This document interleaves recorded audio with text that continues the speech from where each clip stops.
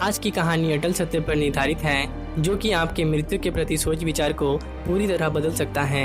ये कहानी प्राचीन भारत के कौशल राज्य की दूसरी राजधानी की है, जहां गौतम बुद्ध ने कई वर्षों तक वास करा।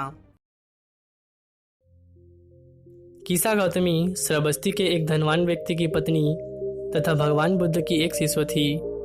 उनके संबंध में यह कहा गया है कि उनका एक ही पुत्र था, जिसे बाग में खेलते समय नाग ने डस लिया था।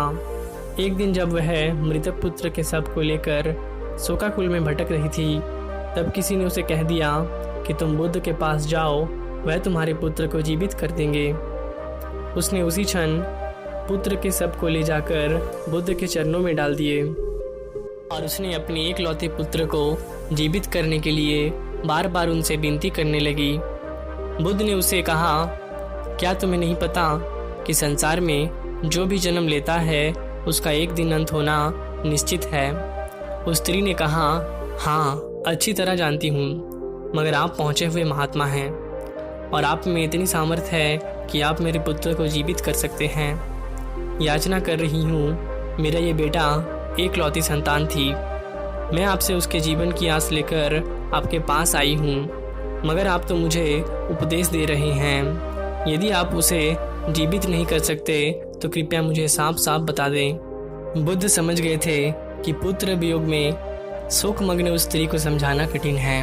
उन्होंने कहा, ठीक है, मैं तुम्हारे पुत्र के लिए प्रभु से प्रार्थना करता हूँ, मगर तुम उसके लिए किसी घर से सरसों के दाने लेकर आओ। लेकिन इस बात का ध्यान रखना कि जिस भी घर से तुम सरसों के दाने लेकर आओगे, उस घर में कभी किसी की मृत्यु नहीं होनी चाहिए। स्त्री के मन में आशा का संचार हुआ। उसने सोचा कि सरसों के दाने उसे आसानी से प्राप्त हो जाएंगे, लेकिन वह जिस भी घर में जाती, वहां उसे यही जवाब मिलता कि उस घर में भी किसी न किसी की मृत्यु हुई है। वह बेचारी थक गई, लेकिन किसी भी घर से सरसों के दाने नहीं ला सकी। उसे ये बात का एहसास हो गया था कि मृत्यु अटल है और हर किसी को उसका सामना एक ना एक दिन जरूर करना पड़ता है। थक हार कर वह बुद्ध के पास लौटी। उसने बताया कि उसे कोई ऐसा घर नहीं मिला जहां किसी की मृत्यु नहीं हुई हो, और ये भी कहा कि अब अन्य लोगों के समान वह भी इस दुख का सामना धैर्य और साहस पूर्वक करेगी। गौतम बुद्ध के अनुसार मृत्यु तो एक स्वाभाविक परिवर्तन है जिसे हर कोई को सामना करना पड़ता है, लेकिन हम मनुष्य उसे एक श्राप मान लेते हैं। इसी वजह से हमें दुख और पीड़ा का सामना करना पड़ता है। जो कोई भी इंसान इस सत्य को समझ लेता है, उसे गौतम बुद्ध बुद्धिमान कहते हैं।